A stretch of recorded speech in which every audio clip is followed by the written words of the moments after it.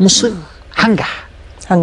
طب دكتور عمرو، ايه اللي خلاك، انا اسفه دكتور عمر، ايه اللي خلاك تفكر ان انت تكتب بقى زي ما قلنا كده سيناريو برنامج مجددون، وهو سيناريو في النهايه هو برنامج اللي هو ايه، تلفزيون الواقع او رياليتي تي في، بس مختلف تماما الحقيقه عن تلفزيون الواقع اللي احنا شفناه في السنوات الاخيره يعني في عالمنا العربي. يعني ايه اللي خلاك تفكر ان انت تكتب برنامج من النوع ده؟ والله انا اقول لك، انا كنت عارف ان دكتور عمرو هيعمل برنامج اسمه مجددون، ولكن انا ما كنتش يعني ما طلبش مني ان انا اكتبه، ولكن كلمني يوم الاثنين وقال لي عمر انا عايزك تكتب الحلقه الاولى من البرنامج. فقلت له خلاص اوكي. قال لي خلاص هستناها منك يوم الخميس. قلت له الخميس صعب شويه. قال لي خلاص يوم الجمعه. فكداني 4 ايام عشان كريم. شفت دكتور عمرو اداك يعني يوم بحلو زياده. فكان بصراحه يعني الموقف كان صعب، لان انا حتى ما فيش فورمات اقدر امشي عليه عشان اكتب برنامج تلفزيون واقع. وبعت حتى لاساتذتي في امريكا وسالتهم ازاي بيتكتب البرنامج دوت، فقالوا لي يعني احنا عارفين انه بيتكتب لحد معين، ولكن يعني مش عارفين بالظبط الدنيا تمشي ازاي.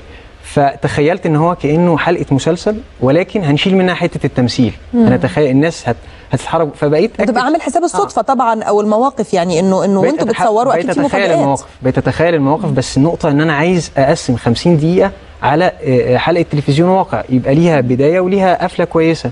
فهي يعني الحمد لله. وتبقى سايب يعني تقصد مجال يا دكتور عمر في النص انه بيحصل مفاجآت، مش كده؟ اكيد طبعا، اكيد بيبقى فيه، لازم يبقى فيه السكريبت، يبقى فيه مرونه بحيث ان المخرج يقدر ان هو يغير. وفي حاجات كتير اتغيرت وفي حلقات اتشالت وعملنا حلقات جديده. المرونه دي لازم تبقى موجوده طبعا في اي سكريبت لاي حاجه يعني. طب ايثار، انا عايزه ارجع لك تاني وعايزه اعرف زي ما قلنا انت ما شاء الله انت واخده ايه، جايزه CNN احسن صحفيه في افريقيا، وجايزه ثانيه كان في اسبانيا مش كده؟ ولا كانت في مونte كارلو؟ كانت في مونte كارلو صح. امير ألبرت. كانت ايه جايزه الامير ألبرت؟ اسمها جايزه الانالند، دي من احسن الصحفيين في البحر المتوسط والثلاثه والاتحاد الاوروبي. طيب وبتحضري 2 ماجستير زي ما قلنا، فوقتك فعلا مليان. ايه اللي انت حسيتي انه مجددون هيضيفه لك؟ يعني ايه اللي خلاكي تدخلي كمان في التجربه دي؟ ما انت بالفعل ناجحه خلاص الحمد لله، محققه نجاحات في حياتك. لا، هو انا بالنسبه لي، او انا شايفه المفروض ان الانسان كل كل يوم في حياتك تتعلم حاجه جديده. ان اليوم اللي انت تقرر فيه انا خلاص كده عملت اللي عليا وياه وحققته ووصلت يبقى خلاص، يبقى ده الوقت اللي انت اكشلي هترجع فيه لورا. المفروض كل يوم تشوف حاجه جديده ان انا هتعلم منها واستفيد منها. انا بالنسبه لي تجربه مجددون لما سمعت عنها دخلتها بنيتين. طبعا كان جميل لو الواحد يكسب، يعني دي فكره حاجه حلوه، الجايزه الواحد يعمل بيها مشروع خيري، ولكن انا بصراحه كان نيتين. قلت ان انا الواحد بيخش، عجبني قوي فكره ان انت تبينوا للشباب بصوا شباب زيكم بالظبط وبيعملوا ما يفرقوش عنكم في حاجه وبيشتغلوا، وفي نفس الوقت بقى حسيت لا انا هتعلم، هتبهدل كتير قوي في البرنامج ده وهتحط في مواقف صعبه قوي. يعني في موقف ايه، ان انا فجاه تلاقي نفسي في بلد عمري ما رحتها، واصله ب5 الفجر 9 الفجر راكبه تاكسي ورايحه اخبط على بيت حد عمري ما شفته. تتحطي في مواقف تتعلمي سكيلز في الحياه تفيد. ده حسك الصحفي، انا حاسه كده اللي بيتكلم معايا دلوقتي يا ايثار مش كده؟ عارفه الصحفي بيحب المغامره ويرمي نفسه في المشاكل والمغامرات، بتحتك مع ناس وبتشوفي حاجات جديده بيطلع لك حتى افكار. وانا اصلا بالنسبه لي حتى الصحافه ديفنتلي انا مش صحفيه، ما بكتبش اخبار، بكتب مشاكل، بكتب عن حاجات الناس ما تعرفش عنها، تزودي عنها تفكير الناس عنها. قضيه مثلا كتبت عن هيباتيتس سي، عن المسنين اللي هو الكبد، مرض الكبد، المسنين اللي كسبت عليها جوائز. واحده كانت عن تجاره الاسلام، الشركات اللي ليها دعوه بالدين بيبيعوا منتجات ليها دعوه بالدين. الثانيه كانت على الهويه المصريه. فدفنت لي الواحد لما بيروح ويحتك مع الناس بيتعلم كتير. وبتاخدي بقى العمل الاجتماعي جنرالي، ناس كتير بتبقى فاكره ان انا لا، اما بشتغل ده مش هاخد فلوس، مش هستفيد منه، بالذات الشباب كتير. يعني كانت لسه في احصائيه بتقول ان 6% بس من الشباب العربي بيخشوا اي عمل تطوعي، 6% بس، مقارنه في بلاد، يعني في البلاد الاوروبيه بتعلى اكتر من 90%. ليه؟ لان شايفه انا مش هستفيد منها، مع ان اكشلي لما بتخش في العمل ده تتعلم حاجات ممكن تكون اهم من الدراسه. ازاي تتعامل مع الناس، بالذات في بلد زي دي فيها بيروقراسي. ازاي ان انا لو بدور على سبونسر، بدور على اعمل ازاي بلان، اروح احدد اعمل الحاجات دي، ان انا اعمل بتتعلم خبرات يعني بالظبط، بتعلم خبرات تفيدك جدا في الحياه.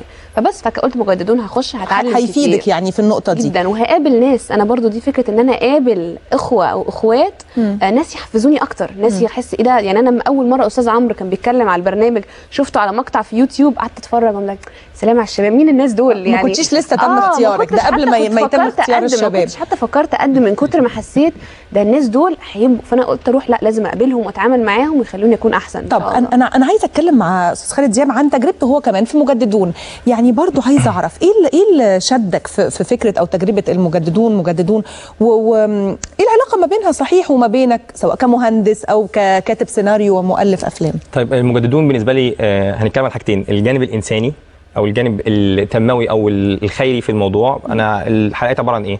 حلقه عن الايتام، حلقه عن البطاله، حلقه عن الجواز العرفي، كلها حاجات عايشين فيها ومشاكل في مجتمعنا. فانسانيا انك تخش في حاجه زي كده وتحاول تحلها ويكون حلول جذريه زي مجددون. كان دايما الاستاذ عمرو بيقيم على الحاجات اللي ليها علاقه بالاستمراريه، مش تحل مشكله اللي هي الفرديه اللي احنا بنتكلم عليها وبس، بنتكلم على حاجات ليها علاقه بالاستمراريه. وعلى الجانب المهني الكاتب عباره عن ايه؟ مجموعه من الخبرات. تخش مع حاله جواز عرفي، تخش مع ايتام تعرف ايه موقفهم، تخش تعمل فيلم، ابقى مخرج لاول مره في حياتي في البرنامج. كل حلقه خبره جديده. انا بالنسبه لي ده مجموعه من الخبرات هتوضع في حاجات في حياتي. يعني انت خدت، هل اقدر اقول ان انت من التجربه دي اخدت فعلا افكار طبعا ستستخدم بعد كده في افلامك؟ هو الكاتب الكتاب هم عباره عن كاميرا ماشيه زي ما عمر كده كان بيعمل، ماشي عمال تلقط هنا هنا هنا هنا مين بيعمل ايه، التصرفات، كاركترز جديده في حياتك. هو طب في استفاده من مجددون قلت في استفاده ثانيه، الجانب الانساني. الجانب الانساني في الاول قلنا انت بتخش مع ايتام، ده حاجه انسانيه، بتخش مع ناس عندهم بطاله بتحاول تحل لهم المشكله بطريقه يعني الناس تقلدنا تبقى ليها علاقه بالاستمراريه. يعني كل حلقه مجددون خبره لم عمري قابلتها في حياتي قبل كده. طب في حلقه اقرا الحقيقه احنا لاحظنا انه كان في كده خلاف حصل ما بينك وما بين احمد سامي في الحلقه ده، شويه استغربناه لانه المفروض ان هو عمل زي ما انت بتقول انساني وتطوعي وخيري، انساني تطوعي، ولكن تبقى الجائزه وتبقى المنافسه ويبقى فهو فعلا كان في صراع بكل واحد فينا ازاي يبقى عمل انساني وتطوعي في نفس الوقت في جايزه وفي منافسه في نفس الوقت. انا انت في الاخر لا لا وخالد ما يتوصاش يعني كان بيعرف يخلص على المنافسين. هو البورد روم كان فيها شيء متاح انك تدافع عن نفسك باقصى قوه، بس مش تهاجم، يعني انك تدافع عن نفسك باقصى قوه. فده اللي حصل، هو كان بيدافع عن نفسه بقوه وانا كنت بدافع بقوه بالظبط، يعني بضراوه، كل واحد فينا بضراوه بالظبط. تمام. عايزه اروح للدكتور عمر، عايزه اعرف كمان الافكار بقى كانت بتجي لك ازاي؟ الافكار يعني كانت زي ما بنقول ايه بتترسم حواليها كل حلقه؟ والله هي الافكار في الاول كانت بتبتدي ان انا بقدم مقترح لافكار بتاعه الحلقات، اول 5 حلقات مثلا، وكنا بنبقى جلسه عمل، اقعد انا ودكتور عمرو خالد ودكتور محمد يحيى ونتكلم في الافكار ديت ازاي ممكن، هل دي مناسبه مش مناسبه، هل ممكن نزود عليها.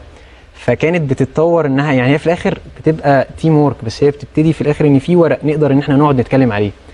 فهي كانت بتمشي مره في مره كده لغايه ما عملناها البرنامج كله خلص يعني. طب هايل.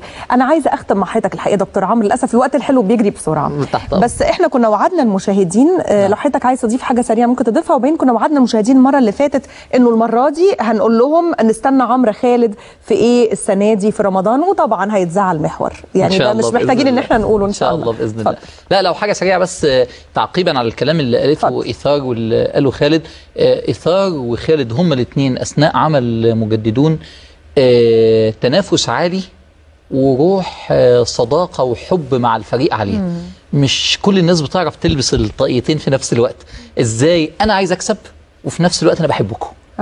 ودي لما الناس بتفتقدها بتتخانق خناقات، لكن خالد يبقى يا دي خالد وايثار قدروا يعملوا الاثنين سوا، وده من اسباب ان هم مكملين لغايه دلوقتي. فديا ازاي الناس تجمع بين الحاجتين دول؟ ناس كتير بتتخانق في اشغالها بسبب انه مش عارف يجمع بين الحاجتين دول. انا عايز اتميز بس انا بحبك. منافسه شريفه بيسموها بالظبط كده يعني. فدي بس كانت ملحوظه. بالنسبه لبرنامج رمضان هو البرنامج هيكون اسمه رحله للسعاده، والبرنامج بنقول ايه رايكم تجربوا تطلعوا معانا رحلتنا؟ انتوا جربتوا في الدنيا دي تسعدوا بحاجات كتيره، ساعات كنتوا بتسعدوا قليل وساعات ما بتسعدوش خالص. البرنامج بيكلم الحزانه والمهمومين، اصحاب المشاكل، حالات القلق والتعب والاكتئاب، الناس اللي بتقول مشاكلي الماديه بقت عامله لي احباط ويأس. فاحنا بنقول السعاده فيها جانب روحي، فيها جانب نفسي، وفيها افكار عقليه تغير مفاهيم في عقلك، وفيها جانب مادي. انا مش هعرف احل لك الجانب المادي في برنامج 30 يوم، لكن ممكن تساعدني ان انا اوصل للسعاده برضو بطرق اخرى. لكن انا بديك ال3 دول تستعين بيهم على مشاكلك الماديه، ويقينا لو طلعت معانا الرحله 30 يوم. وهي السعاده مش كلمه، السعاده عباره عن 7 مجموعات يعيش بيها الناس، يعني 7 ابواب.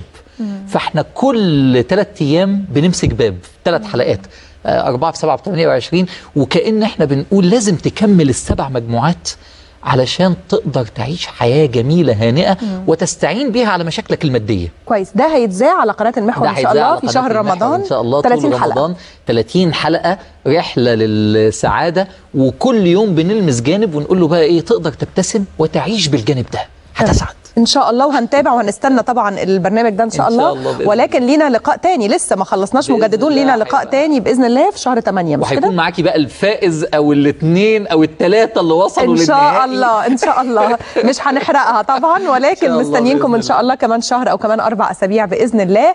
ومستنيين برنامج طبعا دكتور عمرو خالد في رمضان على شاشه المحور. بعد الفاصل 90 دقيقه مستمر مع معتز، والنهارده معتز معاه النجمه الجميله لقاء الخميسي، ولقاء احنا بنتابعها في اعمال كتير. يمكن دلوقتي اكتر عمل كلنا بنستمتع بيه وهو موجود بقاله كذا سنه الحمد لله وبنتابعه باستمرار كل اجزائه، هو راجل وست